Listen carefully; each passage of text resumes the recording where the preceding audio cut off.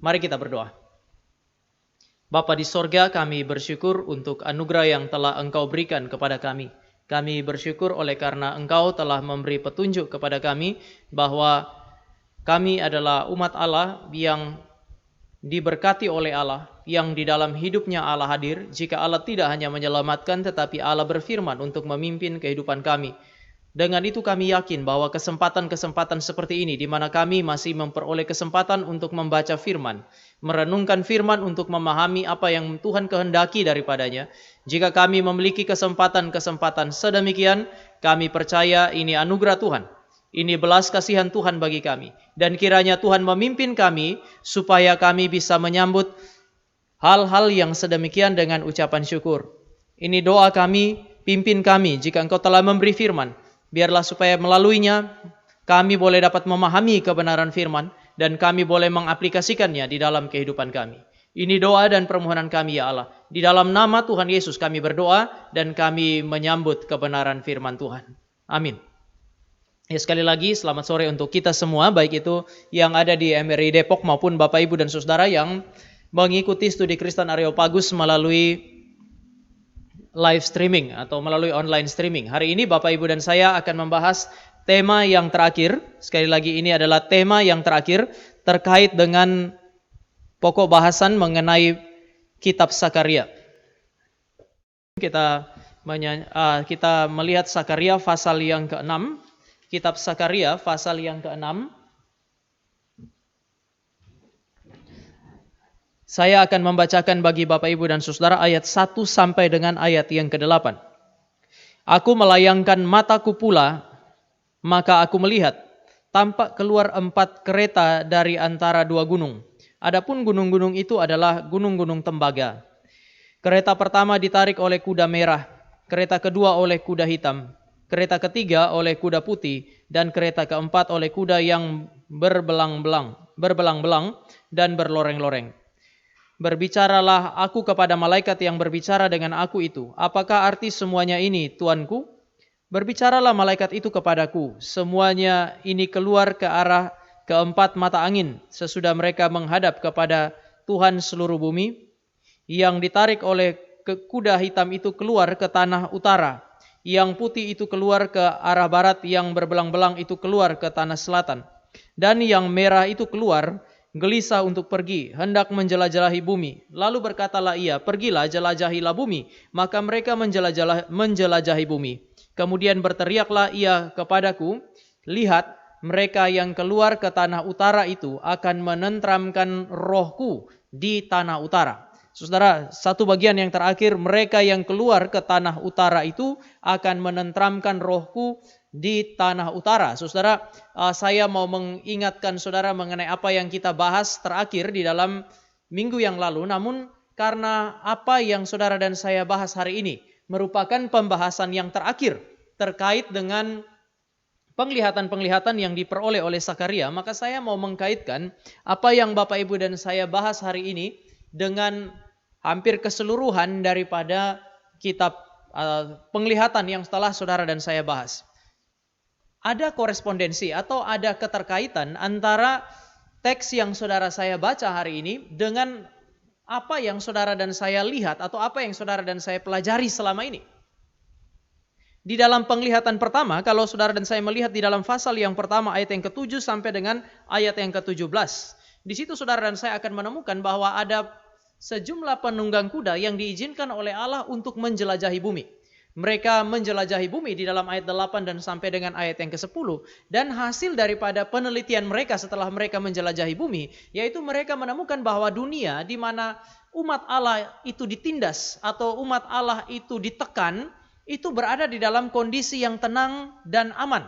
Jadi mereka ada di dalam kondisi tenang dan aman. Kemudian mereka melaporkannya kepada anak manusia itu, dan anak manusia itu kemudian nanti saudara dan saya akan menemukan dia berdoa. Tetapi kalau saudara dan saya lihat di dalam pasal yang pertama, ide yang digambarkan di situ adalah ada sekelompok penunggang kuda yang kemudian mengelilingi di seluruh dunia dan melihat bahwa di dalam dunia umat Allah dianiaya. Konteks hari itu bicara mengenai timur dekat kuno di mana Israel itu kemudian dikalahkan, kemudian mereka diizinkan oleh Allah untuk dibawa masuk ke dalam pembuangan khususnya oleh Babel. Tetapi istilah dunia di dalam konteks itu bisa saudara dan saya lihat dalam konteks yang lebih luas. Dunia di mana umat Allah hidup itu menganiaya mereka, menindas mereka. Tetapi pada saat yang sama penunggang-penunggang kuda ini melihat bahwa dunia itu tenang dan aman. Tidak ada masalah setelah mereka melakukan semuanya itu yang jahat kepada umat Allah. Mereka tidak mengalami sesuatu yang buruk. Maka di dalam Zakaria pasal 1 ayat yang ke-15, saudara menemukan bahwa kemudian Allah menjadi murka setelah mendengar berita itu. Setelah mendengar berita itu, ayat 1 pasal 1 ayat 15. Tetapi sangat besar murkaku terhadap bangsa-bangsa yang merasa dirinya aman, yang sementara aku murka sedikit telah membantu menimbulkan kejahatan. Jadi saudara dan saya bisa melihat bahwa Allah murka terhadap mereka. Murka Allah ini kemudian ditunjukkan di dalam penglihatan yang kedua. Di dalam pasal 1 ayat yang ke-18 sampai dengan pasal 1 ayat yang ke-21. Di dalam perikop itu saudara dan saya akan menemukan apa yang dilakukan oleh Allah. Yaitu Allah mengutus 4 tukang besi untuk menghancurkan 4 tanduk. Tanduk di dalam kitab ini maupun tanduk di dalam kitab Wahyu digambarkan sebagai kekuatan yang bersifat destruktif, kekuatan yang dapat menghancurkan umat Allah. Namun tukang-tukang besi itu datang dan kemudian mereka dapat menaklukkan tanduk-tanduk itu. Artinya ini berbicara mengenai tindakan Allah untuk kemudian mengalahkan, sekali lagi tindakan Allah untuk mengalahkan musuh-musuh Allah dan membebaskan umat Allah. Tampaknya ini merupakan konsekuensi daripada doa syafaat atau doa daripada malaikat Tuhan. Seharusnya malaikat Tuhan di situ huruf besar semua ya, Malak Yahweh. Di dalam ayat yang ke-12 pasal 1. Ketika disampaikan bahwa bumi itu tenang dan aman di dalam ayat 11, di situ kemudian dikatakan berbicaralah malaikat Tuhan itu, katanya, ya Tuhan semesta alam, berapa lama lagi engkau tidak menyayangi Yerusalem dan kota-kota Yehuda dan yang telah 70 tahun lamanya kau murkai itu. Telah 70 tahun Israel yang berdosa dimurkai oleh Allah. Dan Allah memang telah berjanji di dalam kitab Yeremia bahwa setelah 70 tahun Allah akan kemudian membebaskan umat Allah. Maka sekarang dia bersyafaat dan kemudian bertanya kepada Tuhan, apakah engkau tidak berbelas kasihan kepada umat? Apakah engkau tidak akan menggenapi janjimu dan engkau tidak akan menyelamatkan umatmu? Dan saudara, ini adalah gambaran daripada apa yang disebut sebagai teofani, Kristus yang muncul, imam besar itu muncul sekali lagi di dalam perjanjian lama. Kristus muncul di dalam perjanjian lama sekali lagi. Kemudian dia berdoa, dia bersyafaat bagi umat Allah yang hari itu mengalami tekanan. Dan Tuhan menjawab doanya. Apa rupa, apa bentuk jawaban Tuhan bagi doa sang imam ini? Atau doa malaikat Tuhan ini? Jawaban doa itu tampak di mana Allah berkata bahwa Allah akan menghakimi musuh-musuhnya. Jadi sekali lagi, Allah menghakimi musuh-musuhnya. Tetapi penjelasan itu sendiri dalam beberapa ayat 18 sampai dengan ayat 21. Kira-kira 4 ayat. Nah, hal yang paling penting menurut saya di dalam pasal 1 dan hampir seluruh penglihatan yang dilihat oleh orang yang bernama Zakaria justru berkaitan dengan jawaban doa, yaitu Allah akan bertindak bagi Israel untuk menyatakan belas kasihannya. Ayat 14. Berkatalah kepada malaikat yang berbicara dengan aku itu, serukanlah ini, beginilah firman Tuhan semesta alam, sangat besar usahaku untuk Yerusalem dan Sion. Sangat besar usahaku untuk Yerusalem dan Sion. Kemudian dikatakan dia akan mencintai mereka kembali, dia mengasihi mereka kembali. Allah bertindak bagi Israel dengan mengasihi mereka, dengan mencintai mereka. Dan saudara dan saya akan lihat di dalam penglihatan pertama, di situ dikatakan bahwa Allah akan membawa mereka kembali dari Babel. Jadi Allah mengeluarkan mereka dari Babel. Sama seperti Allah ini mengeluarkan Israel dari Mesir, demikian juga Allah ini akan membebaskan mereka, mengeluarkan mereka dari Babel. Maka ekspresi daripada belas kasihan Allah adalah melepaskan mereka, betul-betul melepaskan mereka dari kendali Babel. Mereka sudah mulai kembali dari Babel. Tetapi Babel masih punya kekuasaan yang begitu besar juga atas mereka. Tetapi janji ini seolah-olah mengatakan bahwa mereka akan keluar. Mereka akan betul-betul dibebaskan dari tekanan bangsa yang disebut sebagai Babel. Artinya Allah akan hadir, kalau Allah mengasihi mereka, Allah akan hadir melalui tindakan pembebasan. Dan saudara dan saya mesti ingat bahwa apa yang terjadi di dalam perjanjian lama secara fisik seringkali merupakan gambaran spiritual dari apa yang akan terjadi bagi Israel perjanjian lama secara spiritual dan gereja di dalam perjanjian baru. Sekali lagi, peristiwa-peristiwa yang terjadi secara lahiriah di dalam kehidupan bangsa Israel perjanjian lama seringkali merupakan gambaran mengenai apa yang harus terjadi secara spiritual di dalam kehidupan orang percaya perjanjian baru atau juga kehidupan spiritual Israel perjanjian lama. Maka saudara akan menemukan pembebasan dari Mesir adalah pembebasan spiritual di dalam perjanjian baru, digambarkan sebagai pembebasan spiritual dari perbudakan dosa dan maut.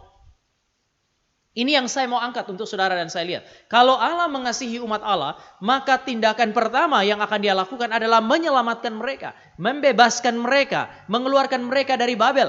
Kalau di dalam tradisi yang lama itu dikeluarkan dari Mesir, negeri perbudakan. Sekarang mereka dibebaskan dari Babel, tempat di mana umat manusia itu memberontak melawan Allah. Mereka dibebaskan dari sana. Ini bukan hanya bicara mengenai pembebasan secara lahiriah, tapi juga bicara mengenai kebebasan dari wilayah penyembahan berhala, kebebasan dari wilayah yang fasik yang melawan Allah. Sehingga kalau saudara dan saya bicara mau aplikasikan langsung ke dalam kehidupan kita hari ini. Jika Allah mengasihi saudara dan saya, jika Allah mencintai saudara dan saya, orang yang berdosa, maka tindakan pertama yang Allah lakukan bagi saudara dan saya sebagai umat Allah adalah pembebasan. Dia melepaskan saudara dan saya dari perbudakan iblis dan dosa. Hal yang kedua yang digambarkan di sana adalah pemulihan. Saudara akan lihat ini di dalam penglihatan yang ketiga.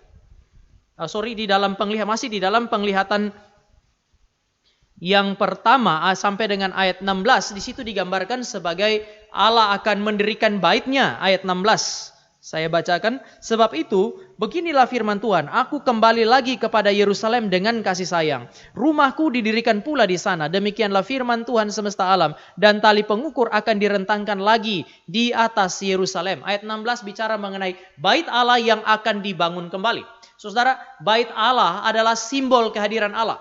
Di dalam bait Allah ada tabut perjanjian di dalam ruang maha suci. Sehingga bait Allah itu digambarkan sebagai tempat di mana Allah hadir dan bukan hanya sekedar hadir, tetapi Allah bersekutu.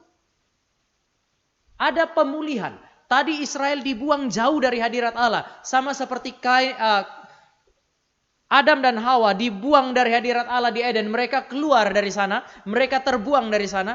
Sama seperti Israel dilemparkan oleh Allah atau ditaruh oleh Allah di Babel ketika mereka berbuat dosa dari Allah. Kemudian Allah memulihkan mereka kembali. Pada saat mereka terbuang jauh dari hadirat Tuhan. Penyelamatan membuat mereka sekarang boleh datang dan memiliki akses untuk berelasi dengan Allah. Dan ekspresi itu digambarkan dengan Allah mengizinkan mereka mendirikan bait Allah. Pemulihan relasi, pemulihan akses untuk kembali bersekutu dengan Allah. Saudara, di dalam perjanjian baru, saya khotbah beberapa minggu ini di dalam khotbah minggu. Dan salah satu tanda daripada pekerjaan Yesus Kristus di dalam dunia ini ketika dia datang pertama kali adalah pemulihan. Dia melakukan mujizat, namun di antara semua mujizat itu salah satu tanda utama adalah dengan menyembuhkan orang buta, dengan menyembuhkan perempuan yang sakit perdarahan, dia membuka akses bagi mereka untuk kembali bersekutu dengan Allah. Maka pemulihan di dalam kehidupan orang percaya itu terjadi pertama-tama melalui keselamatan, tetapi yang kedua melalui tindakan Allah untuk membawa mereka kembali kepada relasi dengan Dia. Sehingga kalau saudara mengatakan bahwa saudara sudah diselamatkan namun saudara tidak pernah memiliki relasi dengan Allah, saya kira ini tanda-tanda buruk di dalam kehidupan spiritual saudara dan saya. Sekali lagi, kalau engkau dan saya adalah orang yang mengatakan diri kita sudah diselamatkan, namun kita tidak punya keinginan untuk berelasi dengan Allah, atau engkau dan saya tidak diberi kesempatan untuk menikmati relasi dengan Allah, ini tanda buruk di dalam kehidupan spiritual kita. Karena setelah Dia menyelamatkan kita, Dia harus memulihkan kita, dan pemulihan dimulai dengan membawa engkau dan saya masuk ke dalam relasi dengan Dia. Begitulah Israel secara fisik. Allah mau supaya bait Allah didirikan di Yerusalem, di Sion kota Allah itu. Supaya apa? Supaya mereka bisa berelasi dengan Allah. Tetapi kemudian tanda pemulihan itu kemudian diperluas. Bukan hanya bagi Israel, tetapi di dalam penglihatan itu kemudian berikutnya kemudian digambarkan pasal yang kedua ayat 1-5. Saudara akan melihat bahwa kemudian Yerusalem itu bukan menjadi kota yang khusus, kota yang eksklusif. Sekali lagi, Yerusalem tidak lagi menjadi kota yang khusus atau kota yang eksklusif hanya bagi orang Israel saja. Tetapi Yerusalem, kalau saya tulis di situ, Yerusalem sebagai kota tanpa tembok. Artinya, ini adalah gambaran mengenai Yerusalem sebagai kota yang terbuka. Dia adalah kota yang aman karena dijaga oleh Allah. Namun ini adalah kota yang terbuka. Terbuka bagi siapa? Terbuka bagi orang Yahudi, tetapi terbuka juga bagi non-Yahudi. Oleh karena tidak ada tembok, maka siapapun boleh masuk ke sana. Tujuannya apa? Untuk berelasi dengan Allah yang berdiam di dalam kota itu, di dalam bait Allah. Maka kalau Tuhan mengasihi orang-orang yang bukan Yahudi, salah satu cirinya adalah dia membuka akses bagi mereka untuk bersekutu dengan mereka. Kalau Allah mengasihi Rahab, maka Allah membuka akses bagi Rahab. Untuk apa? Untuk masuk ke Israel bersama-sama dengan orang Israel untuk memuji dan menyembah dia. Kalau Tuhan mengasihi Rut, maka dia akan bawa mereka masuk ke dalam relasi dengan dia. Jadi orang-orang yang disebut sebagai bangsa-bangsa yang tidak mengenal Allah, ada orang-orang yang Tuhan kasihi, Tuhan akan tarik mereka untuk datang dan beribadah bersama-sama di mana? Di Yerusalem. Yerusalem menjadi sebuah kota yang inklusif. Kota di mana banyak orang boleh beribadah kepada Allah. Maka sekali lagi, siapapun engkau dan saya, salah satu tanda Allah mengasihi adalah dia menyelamatkan engkau dan saya. Tetapi kalau dia menyelamatkan engkau dan saya, tidak mungkin dia tidak membawa engkau dan saya masuk ke dalam relasi dengan dia. Maka hati-hati dengan urusan relasi dengan Allah. Kalau ini tidak ada, kalau ini hilang, saudara dan saya mau ingatkan supaya engkau berhati-hati. Karena situasi ini adalah situasi yang buruk. Pemulihan dilakukan juga dengan penglihatan di dalam Sakaria pasal yang ketiga ayat 1 sampai dengan ayat yang ke-10. Imam besar Yosua itu, saya tulis di situ, mereka dikuduskan dan dijadikan imam. Imam besar Yosua itu digambarkan dengan orang yang memakai pakaian yang kotor. Namun Allah menyucikan dia dan kemudian Allah mempercayakan jabatan imam bagi dia. Kalau dia berpakaian kotor, maka dia bukan digambarkan bukan umat Allah. Dia bukan orang yang layak untuk melayani Allah. Namun dengan Allah membersihkan pakaiannya dia, memberikan kepada dia jubah imam, maka dia seolah-olah disucikan oleh Allah dan sekarang boleh masuk untuk melayani Allah. Di dalam perjanjian baru, manusia dari segala tempat dan segala zaman itu bukan hanya diberikan akses untuk berelasi dengan Allah melalui keselamatan, tetapi Allah menjadikan mereka, kata Petrus, sebagai imamat yang rajani. Artinya semua orang yang telah diselamatkan, itu seolah-olah dibersihkan jubahnya, digantikan dengan jubah yang bersih, jubah putih, jubah yang bersih, dan itu adalah jubah imam untuk melayani Allah. Saudara dan saya, siapapun engkau, siapapun saya, setelah kita diselamatkan, relasi itu dipulihkan, kita masuk ke dalam relasi dengan Allah, tidak berhenti di situ. Kita akan dikuduskan oleh Allah. Untuk apa? Untuk melayani dia. Kita semua adalah imam-imam di dalam kerajaan Allah yang bertugas untuk melayani Allah di dalam rumah Allah.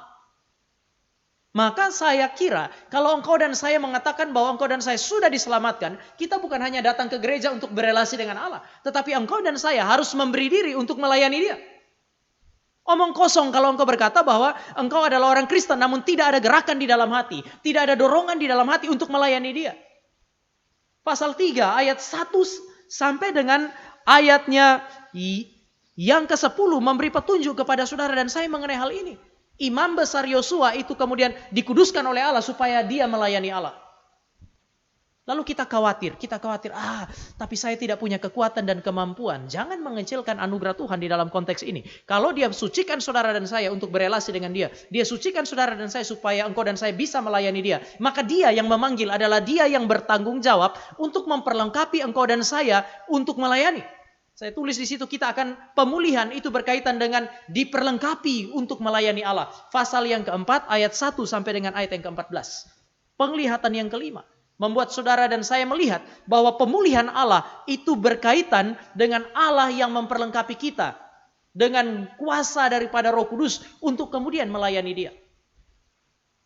Jadi saya kira saudara dan saya bisa lihat sekarang bahwa kalau Allah mengasihi kita, pertama yang dia lakukan adalah menyelamatkan.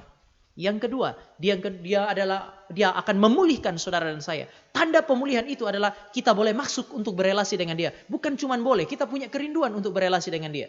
Kita boleh melayani dia. Bukan cuma boleh, tetapi kita punya kerinduan untuk melayani dia. Di dalam konteks itu Allah memperlengkapi engkau dan saya untuk kemudian melayani dia. Mengapa? Karena orang yang diselamatkan adalah Israel yang sejati. Israel yang sejati adalah orang-orang yang kemudian diperlengkapi oleh Allah untuk mengerjakan pekerjaan-pekerjaan imam yang mempersembahkan hidup mereka untuk melayani Tuhan.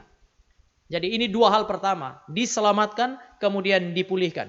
Tapi Alkitab tidak berhenti di situ. Di dalam dua penglihatan yang saudara dan saya bahas terakhir, penglihatan ke-6 di dalam pasal yang ke-5 dan ayat 1 sampai 4, penglihatan ke-7 ayat 5 dan 6, saudara dan saya akan menemukan apa yang saya sebut sebagai pemurnian Israel. Israel telah diselamatkan. Namun Israel, di dalam diri Israel atau di dalam komunitas Israel ini juga ditemukan dosa, sumpah palsu, dan kemudian penipuan di dalam ruang publik. Artinya Allah masih menemukan dosa, Allah hadir bersama dengan mereka. Allah berelasi dengan mereka, maka mereka tidak bisa lari dari penilaian Allah. Dan penilaian Allah tidak mungkin salah. Allah lihat, Allah tahu bahwa mereka berbuat dosa di tengah-tengah kota yang telah Allah izinkan untuk didirikan dan Allah hadir. Maka Allah memurnikan mereka. Pasal 5 ayat 1 sampai 4 dikatakan Allah menghukum mereka. Di dalam penjelasan saya bahkan Allah memperlakukan mereka seperti Allah memperlakukan Mesir. Tulah Allah masuk ke dalam rumah-rumah mereka. Penghukuman Allah masuk ke dalam rumah-rumah mereka. Barang siapa aku kasihi, dia ku tegur dan ku hajar. Allah memurnikan umatnya. Allah membentuk mereka melalui pukulan demi pukulan. Hantaman demi hantaman supaya mereka berbalik kepada Allah. Ayat yang keempat mengatakan itu, kutuk itu, hukuman itu telah dipersiapkan untuk masuk ke dalam rumah mereka. Jadi saudara, seringkali orang bicara mengenai cinta Tuhan itu semata-mata dengan berkat, berkat, dan berkat. Saudara dan saya lihat di dalam Sakaria. Sakaria mengajak kita untuk melihat Allah yang kasih di dalam konteks yang lebih luas. Bahkan pukulan adalah tanda cinta kasih Allah. Pukulan bagi Mesir adalah tanda kebinasaan mereka. Tetapi pukulan bagi Israel adalah tanda cinta kasih Allah. Kalau saudara dan saya masih mengasihi anak kita, kita bisa hantam pantat mereka. Supaya apa? Supaya mereka berbalik. Mereka sadar bahwa mereka salah. Justru orang tua kalau tidak pernah mendidik anaknya, termasuk melalui didikan-didikan yang keras. Amsal bilang di ujung rotan itu ada emas. Kalau saudara dan saya menjauhkan anak-anak dari didikan-didikan yang keras, didikan-didikan yang tegas yang sesuai dengan kebenaran, kita bukan orang tua yang mengasihi anak kita. Kita bukan orang tua yang mencintai anak kita. Kita orang tua yang bersiap-siap untuk membunuh anak-anak kita. Mengapa? Tuhan yang mengasihi saudara dan saya adalah Tuhan yang tidak membiarkan kita berkubang di dalam dosa. Dia menegur, dia memurnikan Israel. Bahkan saudara dan saya lihat minggu yang lalu saya bilang dia memisahkan Israel. Sekali lagi, dia memisahkan Israel dari dosa. Wanita fasik itu, perempuan fasik itu. Yang nanti di dalam kitab Wahyu disebut sebagai perempuan Babel, pelacur besar. Itu dipisahkan oleh Allah. Dia tidak boleh punya tempat di Yerusalem. Tuhan bawa dia taruh di Babel. Tempatnya dia bukan gereja Tuhan secara komunal atau secara personal. Dia tidak boleh bercokol di dalam kehidupan kita secara personal. Dia tidak boleh mengendalikan tubuh kita sehingga kita pakai tubuh kita sebagai senjata kelaliman. Itu tidak boleh terjadi. Tempatnya dia bukan di dalam bait Allah. Tempatnya dia bukan di Yerusalem, kota Allah. Tempatnya dia di mana? Di Babel. Maka perempuan ini, pelacur besar ini harus ada di tempatnya. Tuhan bawa dia ke sana. Dan saudara dan saya bisa lihat bahwa Allah memurnikan umatnya. Maka kesimpulan yang saya mau ajak saudara untuk lihat sebelum kita masuk kepada perumpamaan sebelum kita masuk kepada penglihatan yang terakhir.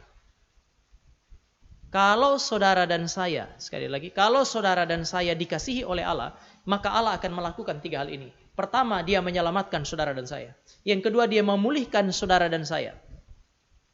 Sekali lagi, dia memulihkan saudara dan saya. Dan kalau dia memulihkan saudara dan saya dari dosa dan konsekuensi-konsekuensinya, maka di dalam konteks pemulihan itu, dia bukan hanya membawa kita, mempersiapkan kita masuk ke surga. Tetapi pemulihan itu juga berarti mempersiapkan saudara dan saya untuk masuk ke dalam pelayanan. Melayani dia, melayani umatnya. Saudara, tidak semua orang yang melayani hari ini adalah umat Allah. Sekali lagi, tidak semua orang yang melayani di dalam gereja adalah umat Allah. Karena banyak orang memanfaatkan pelayanan gereja untuk keuntungannya dia. Maka saya berani bilang bahwa tidak semua yang melayani adalah umat Allah. Tetapi saudara mesti ingat ini, semua umat Allah pasti melayani Allah. Tidak semua yang secara kasat mata melayani Allah adalah umat Allah. Namun semua yang adalah umat Allah yang sejati pasti melayani Allah. Mereka tidak akan membiarkan diri mereka jauh dari Allah. Allah telah membuka akses bagi mereka untuk masuk ke dalam relasi dan untuk melayani Allah. Oleh sebab itu mereka akan memanfaatkan anugerah Allah ini. Allah yang mengasihi adalah Allah yang menyelamatkan. Allah yang mengasihi adalah Allah yang memulihkan dari dosa supaya saudara dan saya siap untuk melayani Dia. Dan yang ketiga, Allah yang mengasihi adalah Allah yang memurnikan engkau dan saya. Ini adalah 3 dimensi. Sekali lagi, 3 dimensi yang tidak terpisahkan di dalam satu tindakan Allah untuk memberikan kasih karunia. Sekali lagi, saudara bisa tambahkan dimensi yang lain berdasarkan teks-teks lain. Tetapi berdasarkan 8 penglihatan, Sakaria menceritakan kepada saudara dan saya mengenai cinta kasih Allah. 3 dimensi di dalam satu tindakan kasih Allah. Kalau Allah mengasihi engkau dan saya, maka tindakan kasih Allah akan terekspresi sekaligus di dalam 3 dimensi ini. Pertama, Dia menyelamatkan dari dosa. Kalau engkau dan saya diselamatkan dari dosa, ini tanda Dia mengasihi engkau dan saya. Tetapi bukti konkret lain bahwa Dia mengasihi engkau dan saya adalah Dia mempercayakan pelayanan-pelayanan yang suci yang tidak sanggup engkau dan saya kerjakan itu kepada kita untuk kita kerjakan. Tidak ada yang layak untuk melayani Allah yang suci karena kita berdosa. Tidak ada yang sanggup untuk mengerjakan pekerjaan-pekerjaan Allah yang besar oleh karena kita terlalu hina dan terlalu kecil. Namun Dia melayakkan engkau dan saya dengan memulihkan engkau dan saya, menyucikan engkau dan saya, sekaligus Dia memperlengkapi engkau dan saya dengan kuasa supaya kita bisa melayani Dia. Kemudian Dia akan terus berproses untuk memurnikan engkau dan saya, menguduskan engkau dan saya dengan firman, dengan pukulan-pukulan, melalui disiplin itu, engkau dan saya akan diarahkan kepada apa yang disebut sebagai kehendaknya Dia. Maka di dalam konteks teologi reform ada istilah progressive sanctification, pengudusan secara progresif. Hari demi hari Dia menguduskan kita. Apakah engkau dan saya merasakan cinta kasih Allah yang sedemikian? Maka saya mau ajak kita lihat beberapa kesimpulan. Pertama, Anda dapat menjadi Kristen sejati. Sekali lagi, Anda dapat menjadi Kristen sejati tanpa mengalami mujizat dan kemakmuran yang diperdagangkan oleh penghibur-penghibur sialan di dalam gereja yang menyamar dan menyusup ke dalam gereja dengan menggunakan jubah dan jabatan pendeta. Sekali lagi, saudara bisa menjadi Kristen sejati. Bisa menjadi Kristen sejati tanpa mengalami mujizat, tanpa mengalami kemakmuran yang telah diperjualbelikan oleh pendeta-pendeta palsu yang menggunakan nama dan jabatan pendeta di dalam gereja. Mereka adalah nabi-nabi palsu yang masuk ke dalam gereja, memperdagangkan itu. Ada orang bilang kalau Tuhan mengasihi engkau, maka Dia akan berbelas kasihan kepada engkau, memberikan kasih karunia. Kiranya Tuhan memberkati engkau, kiranya Tuhan mengarahkan wajahnya kepadamu dan memberi engkau kasih karunia. Dan yang digambarkan sebagai kasih karunia itu adalah mobil Mercy-nya Dia. Yang digambarkan sebagai kasih karunia itu adalah rumah mewahnya Dia. Orang-orang seperti ini, pendeta-pendeta seperti ini membawa engkau dan saya menjauh dari kekristenan yang sejati. Mengapa? Karena Kristen yang sejati bisa dihidupi tanpa mujizat, bisa dihidupi tanpa kemakmuran. Tetapi engkau dan saya tidak bisa menjadi Kristen tanpa mengalami salah satu dari 3 dimensi kasih karunia Allah yang dibicarakan oleh orang yang bernama Sakaria melalui penglihatan-penglihatannya. Sekali lagi, mujizat boleh tidak ada. Untuk mengekspresikan cinta kasih Allah, kadang-kadang Tuhan tidak kasih mujizat. Mengapa? Paulus pernah berkata kepada Tuhan supaya Tuhan mengangkat duri dari dalam daging, tetapi Tuhan bilang tidak. Supaya apa? Supaya Paulus tidak sombong. Ini bukti cinta kasih Tuhan bagi orang yang bernama Paulus. Rasul-rasul dicatat di dalam sejarah gereja mati sebagai orang-orang yang menderita. Maka ketika Tuhan mengasihi engkau dan saya, Tuhan bisa memberi berkat, Tuhan bisa menahan berkat. Tuhan bisa memberkati kita seperti Abraham sehingga Abraham menjadi begitu kaya. Namun Tuhan juga bisa membuat saudara dan saya mengalami begitu banyak kesulitan seperti janda miskin yang dijumpai oleh orang yang bernama Elia.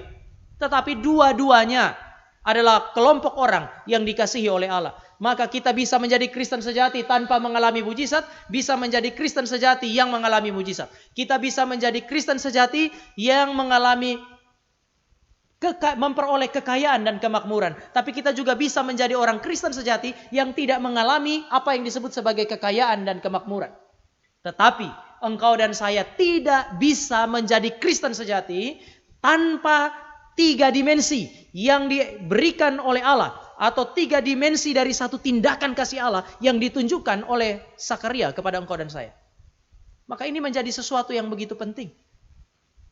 Keselamatan, pemulihan relasi dan kelayakan untuk melayani Dia, diperlengkapi untuk melayani Dia. Dan pemurnian adalah petunjuk bahwa Allah hadir dan berpihak kepada kita. Ini terjadi di dalam Wahyu pasal 2, pasal 3. Waktu Dia berpihak kepada umatnya, kepada 7 gereja itu, yang mewakili gereja sejati sepanjang sejarah. Dia datang dan Dia memurnikan mereka. Dia datang dan Dia memulihkan relasi mereka dengan Dia. Dan kemudian Dia datang dan menyelamatkan mereka. 3 ini saudara akan temukan di dalam 7 gereja itu. Ini tanda Tuhan mengasihi dan Tuhan berpihak. Dan saudara dan saya mesti ingat bahwa 3 dimensi ini melibatkan apa yang saya sebut sebagai sukacita. Diselamatkan sukacita, melayani sukacita, dimurnikan oleh Allah itu juga sukacita. Sekaligus ada rasa sakit. Setelah saudara dan saya diselamatkan, kita bersukacita karena punya apa yang disebut sebagai kerajaan sorga. Kita warga kerajaan sorga. Namun setelah engkau dan saya diselamatkan, Petrus bilang kita menjadi orang-orang yang berasal dari Allah karena kita dilahirkan dari atas. Waktu Yesus bercakap-cakap dengan Nikodemus, Tuhan Yesus bilang kamu gak akan pernah bisa lihat kerajaan Allah kalau kamu tidak dilahirkan dari atas. Istilah dilahir barukan berarti dilahirkan dari atas. Kalau kamu tidak dilahirkan dari atas, kamu tidak bisa lihat kerajaan Allah. Artinya kalau engkau dan saya tidak menjadi orang-orang yang diselamatkan oleh Allah oleh belas kasihannya Dia dan menjadi warga kerajaan Allah dan bukan sekedar menjadi warga dunia ini, maka saudara dan saya tidak bisa melihat kerajaan Allah. Tetapi menjadi warga kerajaan Allah berarti menjadi orang asing, pengembara di bumi ini. Dan sebagai pengembara, Petrus mengatakan kita akan mengalami penderitaan demi penderitaan. Diselamatkan, masuk ke dalam kerajaan Allah, warga kerajaan Allah. Kemudian menghadapi pergumulan demi pergumulan. Ini sukacita, tapi juga melibatkan apa yang disebut sebagai rasa sakit. Melayani siapa di dalam dunia ini dan kemudian dalam pelayanan tidak bergesekan dengan orang lain. Saudara dan saya masuk ke dalam pelayanan, saudara dan saya akan bergesekan satu dengan yang lain. Justru karena kita masuk ke dalam pelayanan, makin intens pertemuan itu, makin membuat saudara dan saya makin mungkin untuk bergesekan dan bermasalah satu dengan yang lain. Tetapi Tuhan gak suruh kita jauh-jauh dari pelayanan, Tuhan kuduskan kita, masukkan kita ke dalam pelayanan. Di dalam konteks itulah saudara dan saya kemudian dibentuk oleh Tuhan. Kita dimurnikan oleh Allah, dipukul oleh Allah. Firman datang dan kemudian mengoreksi kita, itu melibatkan rasa sakit. Namun semua rasa sakit ini, sukacita dan rasa sakit yang berasal dari Allah ini akan menjadikan saudara dan saya korban yang hidup, korban yang layak untuk dipersembahkan kepada Allah sebagai ibadah yang sejati. Persembahkanlah tubuhmu sebagai persembahan yang hidup dan yang berkenan kepada Allah. Saudara, ini yang digambarkan di dalam seluruh penglihatan ini.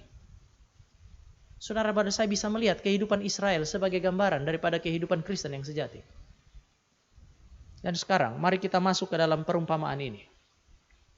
Perumpamaan yang hari ini saudara dan saya bahas itu berbicara mengenai kuda. Ada 4 kuda yang menarik 4 kereta yang kemudian mereka menjelajahi bumi. Diutus oleh Allah untuk menjelajahi bumi.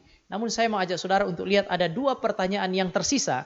Dan jika kalau saudara dan saya membandingkan pasal 1 sampai dengan pasal yang ke-8. Di dalam pasal 1 Tuhan itu melihat bahwa dunia yang menganiaya umat Allah itu masih begitu tenang. Lalu kemudian datanglah sang perantara itu. Apa yang disebut sebagai malaikat Tuhan. Dia berdoa kepada Tuhan. Lalu Tuhan bilang, aku akan menaklukkan musuh-musuh daripada Israel. Tetapi dia hanya bicara di dalam satu penglihatan. Di dalam pasal yang pertama ayat 18. Cuman itu. Sisanya itu lebih banyak berbicara mengenai umat Allah. Umat Allah yang diselamatkan. Umat Allah yang dipulihkan. Umat Allah yang dimurnikan. Seolah-olah Allah begitu berdaulat atas umatnya. Pertanyaannya sekarang adalah, kalau minggu lalu kita berakhir dengan cerita mengenai Babel. Babel di dalam pasal yang kelima, ayat yang ke-11. Wanita ini dibawa ke Babel, dan kemudian dia berkuasa di Babel. Pertanyaan sekarang adalah, dari pasal 1 sampai 8, masih belum ada jawaban yang jelas. Apakah Allah berdaulat atas wilayah yang dikuasai oleh wanita fasik?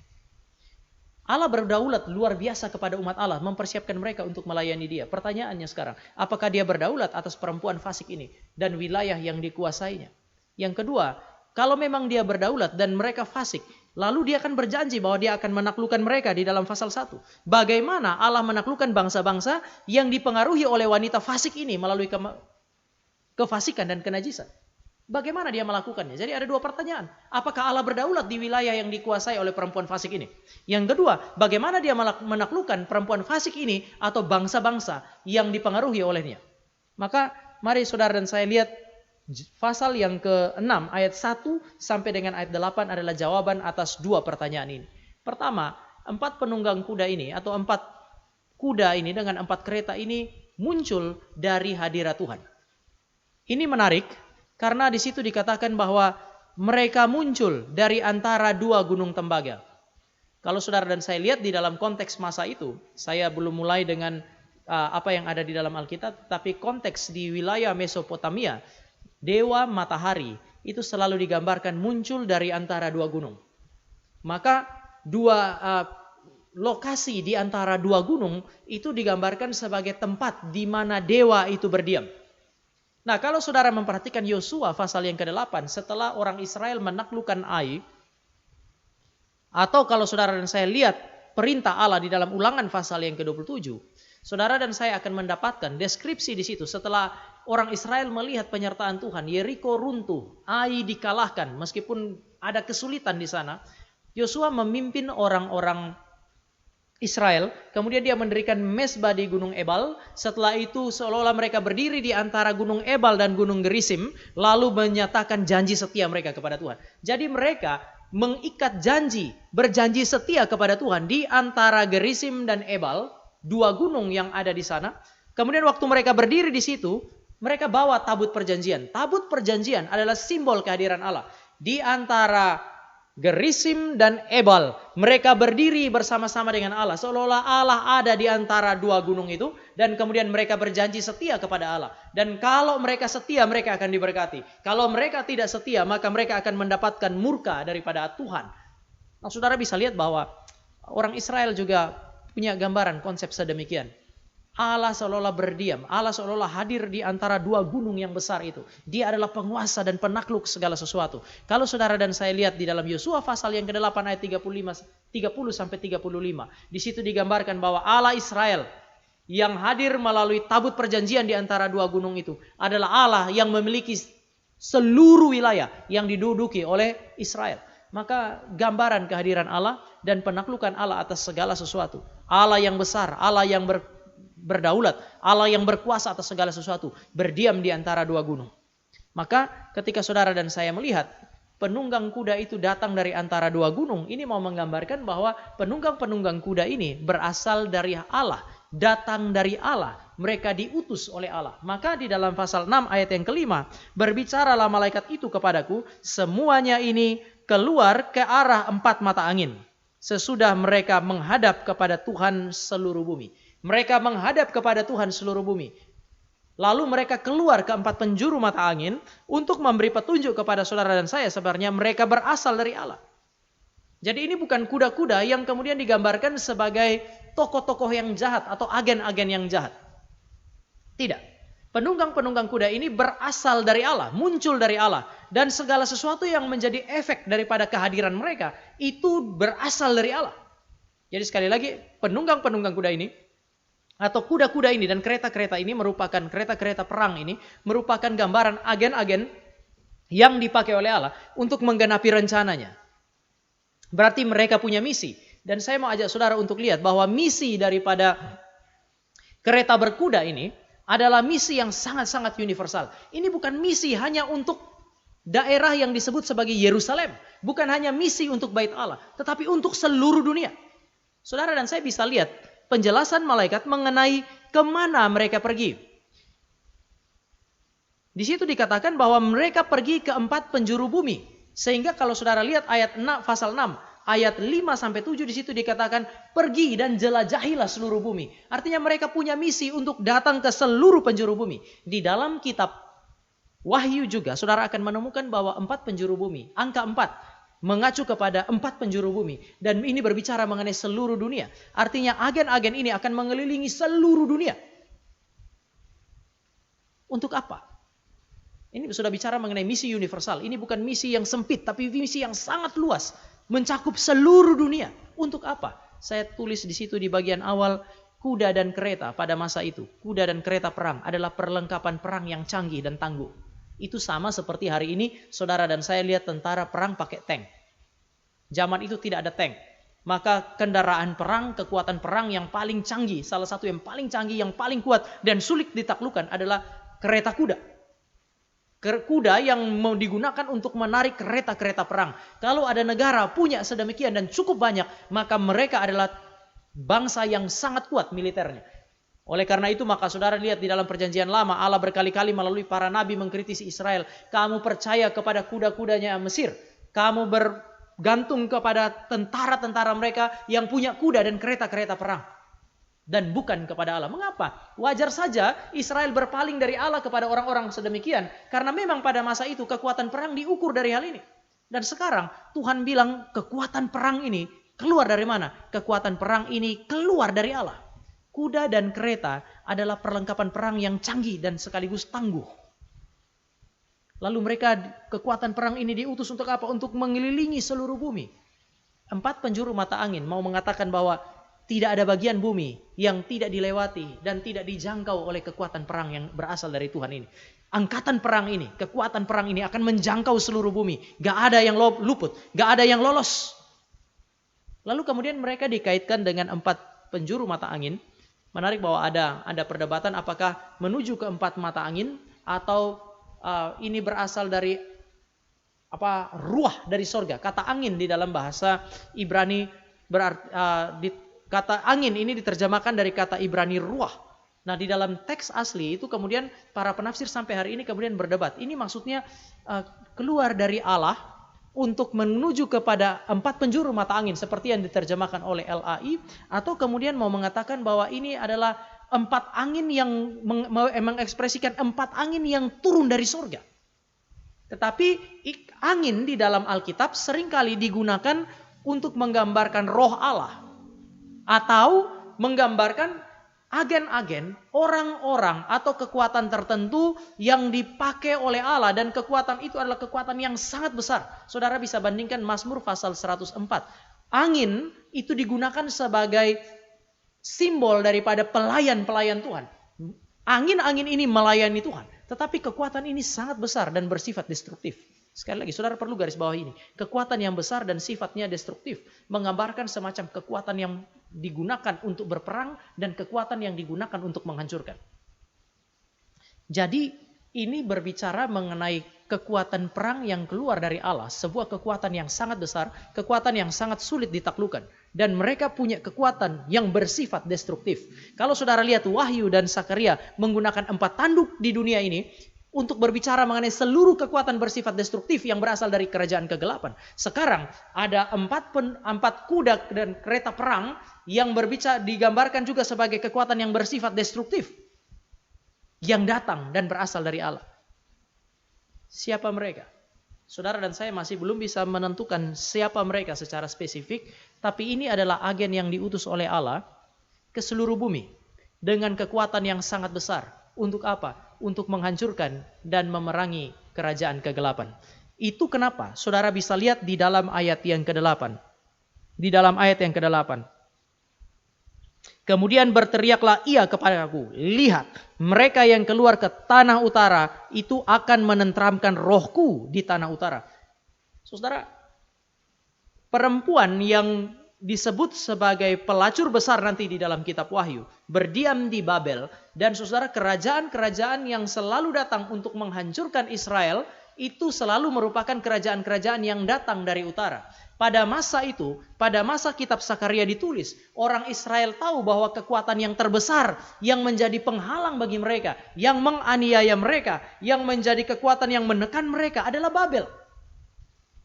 Sehingga waktu dikatakan bahwa roh Allah bahkan berdiam di Babel dengan tenang, itu mau atau di utara dengan tenang, ini bicara mengenai roh Allah berdiam di Babel dengan tenang. Dan saudara mesti ingat, Babel adalah tempat di mana pelacur besar itu berdiam dan berkuasa. Bahkan ketika dia berkuasa di sana dan Allah mengutus tentara-tentaranya dia ini, mengutus agen-agennya ini, agen-agen ini keluar dan memerangi dosa-dosanya, memerangi kerajaan kegelapan, dan agen-agen ini menang. Agen-agen ini menang sehingga roh Allah bisa berdiam di sana. Maka saudara dan saya bisa lihat mereka adalah tentara yang tidak terkalahkan. Kemenangan merupakan sebuah kepastian. Pasal 6 ayat 8 memberi petunjuk kepada saudara dan saya. Siapa mereka? Saya belum mau masuk ke sana. Tapi saya mau mengatakan bahwa mereka adalah agen yang diutus oleh Allah. Kemana? Bukan ke Yerusalem saja. Bukan. Bukan hanya sekedar ke dalam bait Allah. Bukan. Kemana? Ke seluruh bumi. Mereka pergi ke seluruh bumi. Memerangi kerajaan kegelapan di seluruh bumi. Dan kemenangan adalah sebuah kepastian. Maka kehadiran mereka adalah jawaban atas pertanyaan pertama. Tadi saya bilang ada dua pertanyaan yang belum terjawab. Apakah Allah berdaulat atas wilayah yang dikuasai oleh perempuan kafir ini?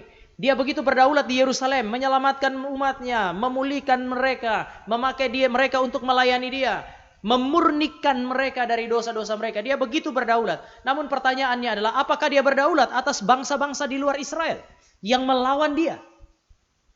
Saudara, teks yang saudara dan saya baca memberi petunjuk bahwa ya, dia berdaulat atas segala bangsa, yang bahkan bangsa-bangsa yang telah ditaklukkan oleh wanita fasik dan yang dipakai oleh wanita fasik untuk melawan Allah dan umatnya. Ini adalah jawaban atas pertanyaan pertama. Maka saya kira Tuhan mulai menjawab pertanyaan ini. Pertanyaannya sekarang adalah yang kedua, kalau memang dia bisa menaklukkan bangsa-bangsa ini, bagaimana cara dia menaklukkannya? Bagaimana Allah menaklukkan wanita fasik ini?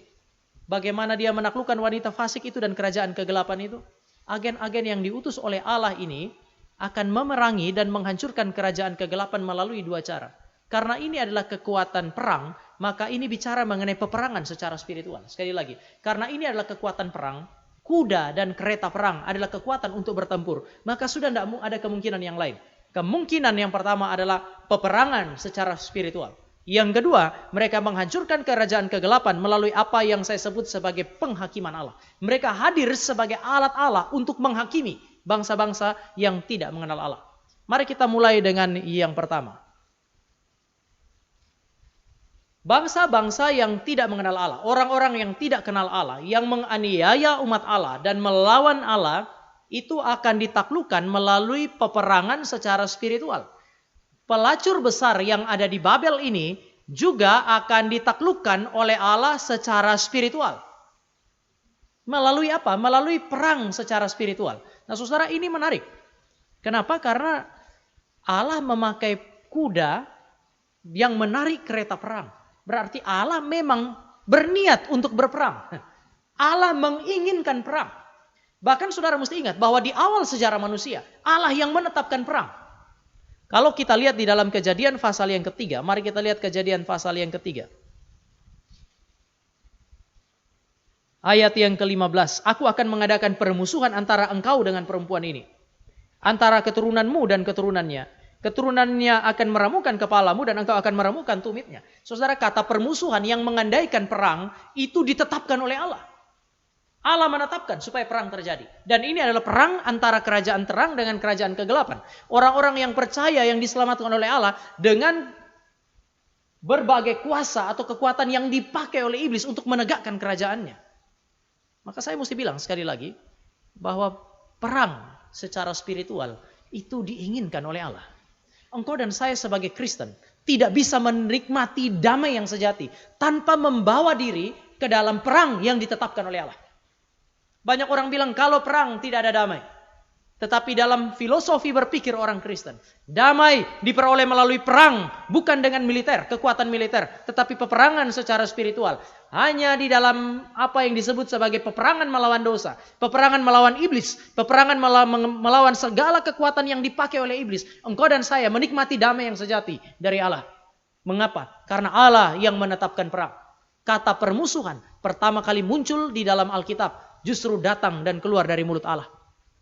Allah bukan hanya menetapkan perang, Allah terlibat di dalam perang melalui agen-agennya. Maka di dalam Wahyu pasal yang ke-12. Wahyu pasal yang ke-12. Saudara akan menemukan peperangan di sana. Ayat yang ke-7 sampai dengan ayat yang ke-9. Malaikat diutus untuk berperang melawan sang naga itu. Lalu saudara dan saya bisa lihat implikasi lain atau secara implisit dikatakan juga di dalam pasal yang ke-12 ayat yang ke-11. Dan mereka umat Allah mengalahkan dia oleh darah anak domba oleh perkataan kesaksian mereka. Karena mereka tidak mengasihi nyawa mereka sampai ke dalam maut. Malaikat dipimpin oleh Allah, diperintahkan oleh Allah untuk berperang melawan iblis. Dan mengalahkan iblis. Di dalam ayat 11, umat Allah yang ditebus oleh Allah, yang kemudian dibentuk oleh Allah, dipakai oleh Allah untuk melayani, bersaksi bagi Dia, dan kemudian disucikan oleh Dia, dimurnikan oleh Dia, adalah alat yang dipakai oleh Allah untuk berperang melawan iblis. Maka saya pribadi menafsirkan, sekali lagi, saya pribadi menafsirkan, kereta perang yang berasal dari Allah untuk melawan kerajaan kegelapan itu adalah malaikat-malaikatnya dan umat Allah yang telah ditebus oleh Allah. Mereka lah yang diutus ke seluruh penjuru bumi untuk menyatakan prinsip-prinsip kerajaan Allah, menegakkan kerajaan Allah di segala tempat di mana Allah mengutus mereka. Perang ditetapkan oleh Allah. Engkau dan saya harus masuk ke dalam peperangan itu. Kalau memang engkau dan saya adalah umat Allah. Saudara, gereja, umat Allah adalah agen yang memang ditetapkan oleh Allah, diutus oleh Allah. Untuk apa? Untuk menegakkan kerajaan Allah di seluruh bumi. Dengan cara apa? Dengan menggenapi prinsip-prinsip kerajaan Allah di dalam kehidupan mereka. Saudara bisa banding Kejadian pasal yang pertama ayat 28. Beranak cucu dan penuhilah bumi. Saudara, ini melibatkan perintah untuk prokreasi. Perintah untuk beranak cucu. Melalui relasi seksual manusia itu kemudian berkembang biak, memenuhi bumi ini. Seperti yang terjadi saat ini. Namun perintah ini bukan cuma itu. Saudara mesti ingat, perintah ini diberikan kepada manusia yang belum jatuh di dalam dosa. Artinya yang Allah minta adalah supaya dunia ini penuh dengan gambar Allah. Istilah gambar Allah, karena kita tidak bahas itu. Tetapi saya mau ingatkan saudara bahwa istilah gambar Allah bukan hanya mengekspresikan apa yang disebut sebagai manusia adalah ciptaan yang mulia. Tidak. Istilah gambar Allah berarti mengacu kepada ciptaan yang diciptakan secara khusus untuk mempermuliakan Allah dengan melakukan kehendak Allah. Jadi gambar Allah adalah ciptaan yang diciptakan khusus untuk mempermuliakan Allah dengan melakukan kehendak Allah. Ini berarti perintah untuk memenuhi bumi adalah perintah untuk memenuhi bumi ini dengan gambar Allah yang mempermuliakan Allah dengan melakukan kehendak Allah. Ini ambisi Allah ketika Dia menyuruh manusia itu kemudian memenuhi bumi.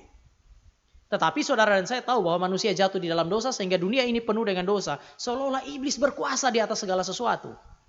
Tetapi, sekali lagi, misi Tuhan ini tidak berhenti. Saya tulis di situ Matius pasal 28 ayat 19 sampai 20 dan saudara bisa bandingkan juga dengan Kisah Para Rasul pasal 1 ayat 6 sampai 8. Di situ Tuhan memberi perintah kepada gereja melalui yang diwakili oleh murid-muridnya untuk pergi dari Yerusalem, Yudea, Samaria sampai ke mana? Sampai ke ujung-ujung bumi. Saudara lihat, di dalam Taman Eden, di dalam satu spot yang kecil, sekali lagi, di satu tempat yang kecil, kemudian Tuhan bilang, kamu harus keluar dari sini menuju ke ujung-ujung bumi untuk menyatakan kemuliaanku dengan melakukan kehendakku. Namun manusia gagal untuk melakukannya. Penciptaan dilakukan supaya kemuliaan Allah nampak di seluruh bumi, diadministrasi oleh agen yang bernama manusia yang melakukan kehendak Allah di bumi. Tetapi kemudian manusia gagal. Allah tidak berhenti. Dari satu tempat di mana Dia terangkat ke sorga, Dia mengutus mereka dari tempat ini, dari Yerusalem. Kamu harus keluar ke Yudea, Samaria, dan sampai kemana? Sampai ke ujung-ujung bumi. Untuk apa? Untuk memenuhi bumi ini dengan gambar Allah yang dipulihkan. Creation untuk kemuliaan Allah. Penebusan, recreation, penciptaan kembali, kelahiran baru, ciptaan yang baru. Diciptakan untuk apa? Untuk memenuhi bumi dengan kemuliaan Allah. Maka saudara dan saya bisa lihat bahwa misi Allah masih sama. Bumi penuh dengan kemuliaan Allah. Jadi kita bisa lihat sekarang sekali lagi bahwa Tuhan mengutus gereja masuk ke dalam seluruh dimensi hidup saudara dan saya. Masuk ke dalam seluruh bagian yang saudara dan saya bisa masuki di dalam alam semesta ini. Untuk apa? Untuk menegakkan prinsip-prinsip kerajaan Allah. Saya pakai ini, prinsip-prinsip kerajaan Allah di seluruh bumi. Berarti saudara dan saya harus menghidupi prinsip-prinsip firman. Dimanapun saudara dan saya ada. Di dalam gereja, di luar gereja. Tidak ada tempat yang tidak suci bagi kita sebagai orang percaya. Semua tempat suci. Di mana saudara hadir, firman Tuhan harus tergenapi di sana. Kehendak Allah harus digenapi di sana. Maka saudara dan saya bisa lihat kalimat ini di dalam doa Bapa kami. Datanglah kerajaanmu, jadilah kehendakmu. Di mana kerajaan Allah hadir, di situ kehendak Allah terjadi. Maka kalau saudara bilang, datanglah kerajaanmu di dalam rumah saya, itu berarti saudara mesti menjalankan seluruh perjalanan rumah tangga itu dengan prinsip-prinsip firman. Di tempat kerja, berarti prinsip firman harus ada di dalam tempat kerja saudara. Kalau tidak, ya tidak bisa.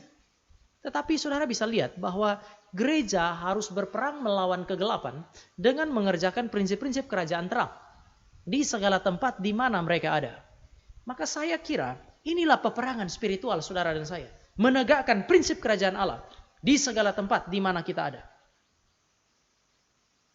Dan kemudian kalau saudara dan saya lihat, sebagaimana di dalam kitab Sakaria gereja itu diperlengkapi dengan kuasa, maka saudara dan saya juga bisa lihat bahwa Yesus Kristus sebelum mengutus murid-murid di dalam Matius pasal yang ke-28, dia bilang segala kuasa di bumi dan di sorga itu sudah ada di padaku.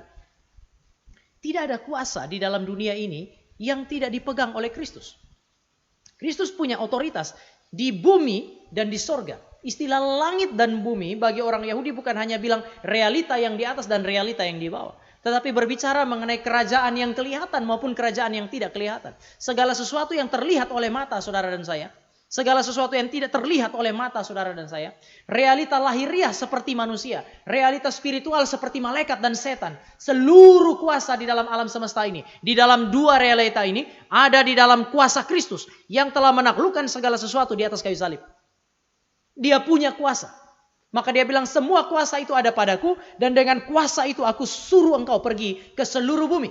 Untuk berperang. Dan kemenangan pasti akan menjadi milikmu. Sekali lagi, kemenangan pasti akan menjadi milikmu. Itu kenapa di dalam Roma pasal 8 ayat 37 dikatakan, meskipun gereja menderita, gereja mengalami kesulitan, mereka tidak akan bisa dipisahkan dari kasih karunia Allah. Tetapi satu poin di dalam ayat 37, kita lebih daripada pemenang. Sekali lagi, kita lebih daripada pemenang. Kenapa? Karena memang diperlengkapi dengan kuasa. Saudara, mungkin saudara bilang, Tama, kamu lari terlalu jauh sampai kepada kitab Roma. Baca baik-baik Sakaria pasal 6 ayat yang ke-8. Sakaria pasal 6 ayat yang ke-8 menegaskan kemenangan. Kemenangan di mana? Di Babel.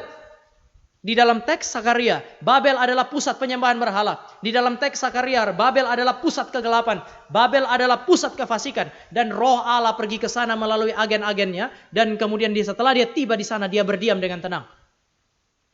Mau menggambarkan bahwa bahkan Babel, Allah berdaulat di sana. Dan itu bisa dijadikan sebagai tumpuan kaki Allah. Saudara, tidak ada tempat yang terlalu gelap, terlalu jahat, di mana orang Kristen tidak bisa masuk dan menjadi berkat. Tidak ada tempat yang terlalu gelap, terlalu jahat, terlalu kotor, sehingga orang Kristen tidak bisa masuk ke sana dan memenangkan peperangan secara spiritual. Mengapa? Karena engkau dan saya berperang bukan dengan kekuatan kita, tetapi dengan kuasa Allah yang telah dimiliki oleh Kristus. Di dalam kitab Galatia, di situ dikatakan ketika Kristus disalibkan, dipaku di atas kayu salib, dia mengalahkan penghulu-penghulu kegelapan. Ini berarti di atas kayu salib ketika dia dipaku dalam kondisi telanjang, orang lihat sebagai kekalahan. Tetapi tidak. Sekali lagi, tidak. Itu bukan kekalahan. Di dalam kondisi yang lemah itu pun, itulah dia menaklukkan kuasa kegelapan yang katanya yang paling kuat di dalam alam semesta ini. Dan setelah itu, dia mengutus engkau dan saya untuk masuk ke dalam dunia ini, membawa prinsip-prinsip kerajaan Allah, membawa terang Allah ke dalam dunia ini. Engkau dan saya akan menikmati kemenangan. Sama seperti dia berdiam, roh Allah berdiam di dalam ayat 8, di Babel. Dia berdiam dengan tentram di sana, maka saudara dan saya pun akan memperoleh kemenangan itu. Tapi bagaimana dia menaklukkan dunia ini? Melalui peperangan spiritual. Peperangan spiritual itu tidak dilakukan oleh Allah dengan turun langsung ke dalam dunia ini. Namun dia memakai agen-agennya. Dan agen itu adalah engkau dan saya. Sadarkah engkau bahwa engkau dan saya adalah agen kerajaan Allah di dalam dunia ini? Orang-orang yang diutus oleh Allah. Untuk dipakai oleh Allah. Untuk menyatakan terang Allah di dalam dunia ini. Sadarkah kita betapa luasnya, betapa besarnya misi yang dipercayakan kepada engkau dan saya? Engkau dan saya adalah kuda yang dipakai untuk berperang. Kereta yang dipakai untuk berperang. Maka serahkanlah tubuh kita untuk dipakai oleh Allah. Sebagai senjata kebenaran dan bukan senjata kelaliman. Segala kuasa di bumi dan di sorga sudah ada di tangan Kristus. Tapi waktu saya bilang kemenangan, saya tidak sementara berbicara mengenai kemenangan secara fisik melalui kekuatan yang bersifatnya militer. Maka tidak usah juga Bapak Ibu dan saya habis dengar firman Tuhan ini kita kumpul lalu kemudian berkonspirasi membangun satu negara Kristen di Indonesia. Tidak perlu. Yesus bilang kerajaanku bukan tidak berasal dari dunia ini. Kerajaanku berasal dari Allah. Ini kerajaan Allah, bukan kekuatan militer. Meskipun saudara dan saya bisa menjadi orang-orang yang masuk ke dalam militer dan terlibat di sana. Tetapi Tuhan tidak minta saudara dan saya berperang secara fisik melalui kekuatan militer. Tuhan minta engkau dan saya mempengaruhi dunia ini berdasarkan prinsip-prinsip kebenaran.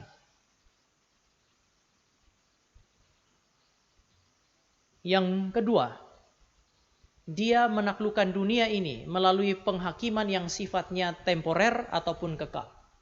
Ini adalah berkaitan dengan hukuman Allah terhadap dunia ini sebagai konsekuensi dari dosa. Saudara, ini Allah menyatakan kedaulatan dan keadilan atas orang yang tidak percaya melalui penghakiman-penghakiman yang dikerjakannya, dan penghakiman ini dapat menjangkau hal-hal yang sifatnya lahiriah. Tadi melalui peperangan yang sifatnya spiritual. Tetapi Allah ini adalah Allah yang sanggup, Allah yang bisa untuk masuk ke dalam dunia atau realita yang sifatnya lahiriah dan menyatakan penghakiman-penghakimannya Dia. Bagi saya, 4 kereta kuda ini berkaitan erat juga dengan gambaran di dalam kitab Wahyu mengenai 4 penunggang kuda. 4 penunggang kuda pernah muncul di dalam kitab Wahyu, namun ada beberapa catatan di situ. Pertama, kalau saudara lihat di dalam kitab Wahyu ada perbedaan karakteristik. Sekali lagi, kalau saudara lihat di dalam kitab Wahyu akan ada perbedaan karakteristik dengan kuda-kuda yang muncul di dalam kitab Sakaria. Kalau saudara dan saya lihat, kuda-kuda yang muncul dari dalam kitab Sakaria semuanya muncul dari hadirat Allah. Kalau saudara memperhatikan di dalam kitab Wahyu, cuman 1 kuda, yaitu kuda putih, yang muncul dari dalam kerajaan Allah. Ini adalah kuda yang kemudian saudara dan saya kalau bandingkan dengan pasal-pasal selanjutnya, itu berbicara mengenai Kristus yang menang. Maka ini menyimbolkan kemenangan. Sekali lagi, semua kuda dan kereta yang muncul di dalam kitab Sakaria berasal dari Allah. Kalau saudara lihat di dalam kitab Wahyu, muncul juga kuda-kuda dengan warna yang serupa. Kuda putih di dalam kitab Wahyu merupakan representasi kemenangan Kristus. Tetapi kuda-kuda lain masih tetap merupakan kekuatan yang destruktif, tapi mereka dipakai oleh kerajaan kegelapan untuk menghancurkan umat Allah, menganiaya umat Allah. Jadi catatan ini perlu saudara ingat. Ada semacam modifikasi di sana, tetapi masih ada kaitan. Pertama, saya melihat ada keserupaan, sekali lagi, keserupaan. Kuda merupakan sebuah kekuatan yang sifatnya destruktif dan yang menjangkau hal-hal yang sifatnya atau menggambarkan hal-hal yang sifatnya lahiriah. Pertama, ada 2 poin yang saya pakai sebagai catatan untuk mengaitkan hal ini. Yang pertama, konsep kekuatan destruktif yang menghancurkan secara fisik. Saudara berjumpa dengan kuda merah padam yang menggambarkan perang dan aniaya di dalam kitab Wahyu pasal yang ke-6. Saudara berjumpa dengan kuda hitam yang menggambarkan kemiskinan dan kelaparan. Saudara juga berjumpa dengan kuda yang warnanya pucat seperti orang mati yang menggambarkan maut atau kematian. Tetapi semuanya menjangkau hal-hal yang bersifat fisik. Artinya kuda-kuda ini adalah kekuatan yang bersifat destruktif dan menyentuh atau menghancurkan hal-hal yang sifatnya material dan fisik di dalam kehidupan manusia. Tuhan juga memakai kuda sebagai alat untuk datang ke seluruh dunia dan berperang melawan siapa? Berperang melawan orang-orang yang melawan Dia. Ini bicara mengenai kontrol Allah. Dan di dalam kitab Wahyu pasal yang ke-6, mari kita lihat Wahyu pasal yang ke-6. Konsep kontrol Allah juga muncul di sana. Kalau saudara lihat pasal 6 ayat 2 muncul kuda putih. Ini yang saya bilang kalau saudara bandingkan dengan ayat selanjutnya, khususnya pasal 19 ayat 11. Kuda putih itu Kristus, penunggang kuda putih itu. Lalu saudara dan saya lihat di dalam ayat 3 sampai dengan ayat yang ke-8 muncul kuda-kuda yang lain, 3 kuda yang lain. Kuda merah padam, lalu saudara bisa lihat kuda hitam, dan kemudian kuda hijau kuning. Ini gambarannya adalah pucat, menggambarkan kematian.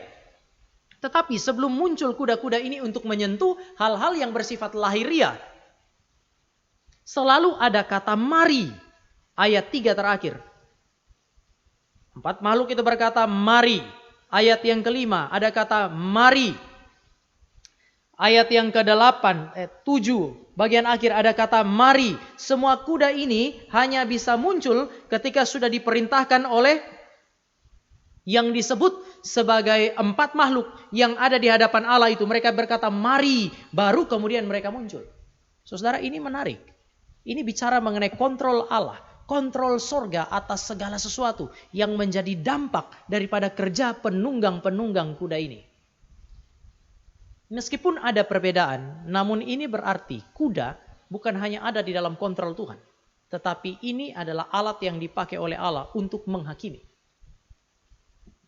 Nah, maka ketika Sakaria menuliskan hal ini, saya percaya tulisan Sakaria ini juga bicara mengenai Tuhan yang menyatakan kedaulatan dan keadilannya Dia di dalam kehidupan bangsa-bangsa yang tidak percaya melalui penghakiman yang bersifat temporer ataupun fisik, temporer maupun kekal, namun ini berkaitan dengan penghukuman secara fisik.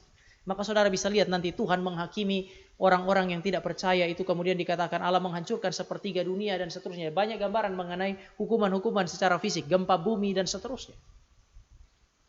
Tidak semua peristiwa-peristiwa yang mengerikan secara fisik merupakan tidak semua peristiwa fisik di dalam dunia merupakan penghakiman Allah. Namun Allah ketika Dia menghakimi, Dia juga bisa menghakimi dengan menggunakan kekuatan secara lahiriah dan fisik.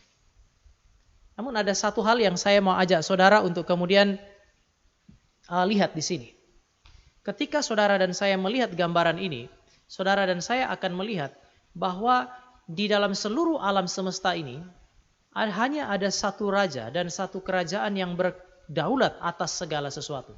Di dalam dunia ini hanya ada satu kerajaan yang berdaulat atas segala sesuatu. Hanya ada satu raja yang berdaulat atas segala sesuatu. Jadi seluruh gambaran kitab Sakaria mau menggambarkan ini kepada saudara dan saya. Yang berdaulat di dalam gereja maupun di luar gereja itu cuma satu, yaitu Kristus dan kerajaannya. Maka saudara mesti ingat, segala kuasa di sorga dan di bumi sudah ada padaku. Lalu aku mengutus engkau dan ketahuilah aku menyertai kamu senantiasa. Berbicara mengenai hanya satu raja dan satu kerajaan yang berdaulat atas segala sesuatu. Meskipun saudara bisa bilang kerajaan terang, kerajaan kegelapan, ya. Tetapi yang berdaulat, yang mengendalikan segala sesuatu, yang punya kontrol atas segala sesuatu adalah raja di dalam kerajaan Allah, yaitu Kristus dan kerajaan Allah. Raja ini sudah menang dan mau menegakkan kerajaannya di bumi. Dia hanya menunggu waktu untuk menegakkan kerajaan itu sepenuhnya di bumi. Ini yang kalau dalam konteks teologi reform kita sebut sebagai already but not yet. Yesus bilang semua kuasa sudah ada pada Dia. Namun saat ini saudara masih lihat bahwa kuasa kegelapan itu bahkan masih datang dan menganiaya gereja. Ya, dia sudah datang. Dia sudah menegakkan kerajaannya already, tapi dia belum menegakkan sepenuhnya seluruh kerajaan di bumi ini sampai dia datang untuk yang kedua kalinya. Tetapi ia menegakkan kerajaannya dan memerintah hari ini. Nanti dia akan sepenuhnya memenuhi bumi ini dengan kemuliaannya Dia, kerajaannya Dia. Nanti dia sudah menang dan belum mau untuk datang menegakkan kerajaan Allah di bumi ini sepenuhnya. Tetapi sekarang ia sudah mulai proses itu, menegakkan kerajaannya, memerintah di dalam dunia ini melalui agen-agen yang menghidupi dan menyaksikan prinsip-prinsip kerajaan Allah di seluruh bumi. Allah hadir melalui engkau dan saya.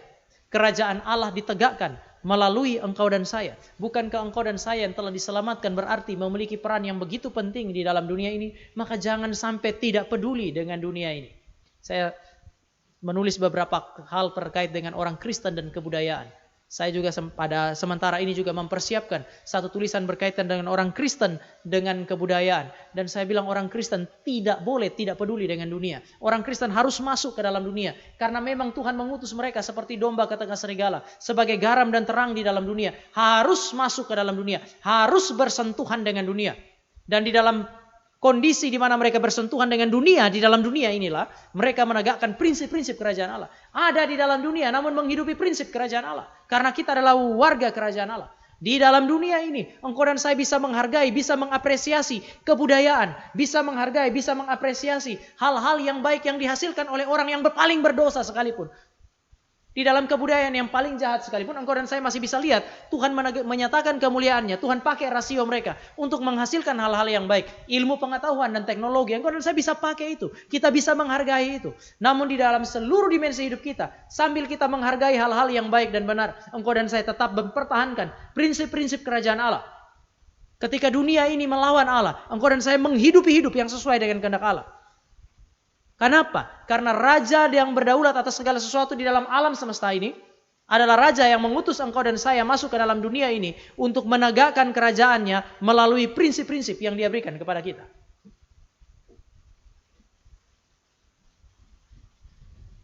Tapi kita bilang, tapi kita menderita. Kita menghadapi perlawanan yang begitu hebat. Ya, tadi saya bilang ini already but not yet. Dia telah mengalahkan kuasa kegelapan itu. Tetapi dia masih belum mau untuk menegakkan kerajaannya seperti nanti yang terjadi di akhir zaman. Maka dia masih mengizinkan iblis itu ada.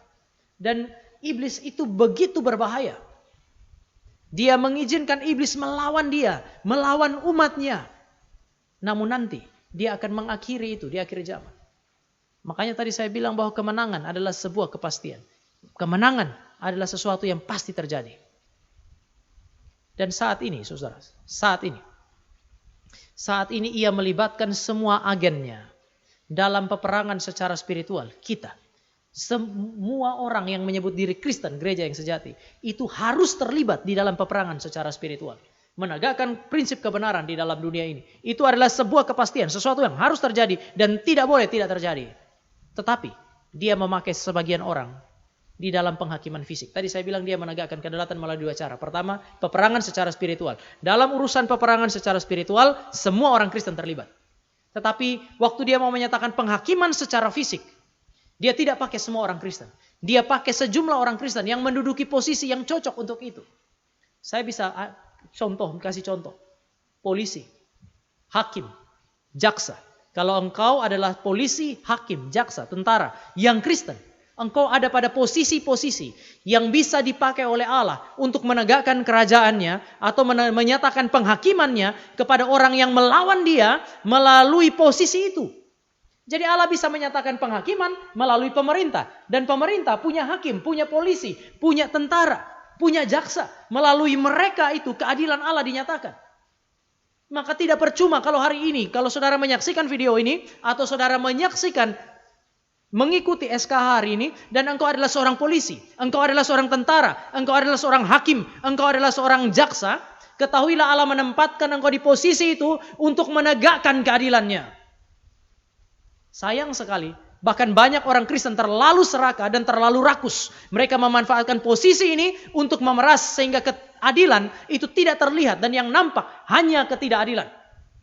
Allah menempatkan engkau di posisi itu supaya penghakiman temporernya itu terjadi melalui engkau. Maka jaga baik-baik posisi itu. Karena posisi itu terlalu mulia. Jangan jadikan itu sebagai alat setan demi kepuasan diri. Tetapi pakai itu sebagai alat yang dipakai oleh Allah untuk kemuliaannya. Sekali lagi posisi ini. Polisi, tentara, hakim dan jaksa. Posisi yang begitu penting untuk mengerjakan hal ini. Orang-orang yang ada pada posisi ini adalah orang-orang yang bisa masuk ke dalam peperangan melawan kerajaan kegelapan dengan dua cara ini. Saya sebagai pendeta dan orang lain yang tidak duduk pada posisi ini, mereka hanya berperang secara spiritual di seluruh dimensi hidup. Tapi mereka tidak menjadi alat yang dipakai oleh Allah untuk menyatakan keadilannya, menjatuhkan hukuman. Tidak diberi pedang, tidak diperlengkapi dengan senjata untuk melakukan di dalam tanda petik kekerasan secara fisik untuk mencegah sesuatu yang jahat terjadi. Tetapi engkau di dalam 4 posisi ini, Allah memperlengkapi engkau dengan begitu luar biasa supaya engkau melakukan peperangan secara spiritual sekaligus menjadi alat bagi Allah di dalam dunia ini untuk menyatakan kemuliaannya. Jangan engkau menista, jangan engkau menodai posisi yang begitu penting. Jangan jadi Kristen yang rakus, jangan menjadi Kristen yang serakah sehingga posisi yang begitu mulia ini kemudian justru diinjak-injak. Alkitab Perjanjian Lama dan Perjanjian Baru berkali-kali mengatakan bahwa di tempat di mana keadilan itu harusnya didapatkan, di situ tidak ada. Siapa yang menyalibkan Kristus? Proses pengadilan dan kemudian militer. Hati-hati dengan kekuatan ini. Tuhan bisa pakai, tetapi juga iblis bisa pakai. Kepada siapa hai engkau orang Kristen yang menduduki posisi ini? Menyerahkan seluruh kuasa itu. Sebagai hamba Tuhan, saya cuma bisa mengatakan bahwa engkau menduduki posisi yang begitu penting. Biarlah melalui posisi ini, keadilan Allah dinyatakan. Keadilan Allah dipuaskan. Mari kita berdoa. Tuhan, kami bersyukur untuk apa yang kami boleh pelajari hari ini. Kami bersyukur karena melalui apa yang kami pelajari dalam kitab Sakaria, pada puncak dari seluruh pembelajaran itu, kami boleh melihat bahwa Allah kami adalah Allah yang berdaulat atas segala sesuatu. Dia Tuhan atas segala sesuatu. Di dalam dunia ini, hanya ada satu raja yang berdaulat atas segala sesuatu. Hanya satu kerajaan yang memiliki segala sesuatu. Dan itu adalah Kristus dan kerajaan Allah yang mau menegakkan kebenarannya, menegakkan kemuliaannya melalui gereja Tuhan yang ada di dalam dunia ini. Ampuni kami ketika kami gagal.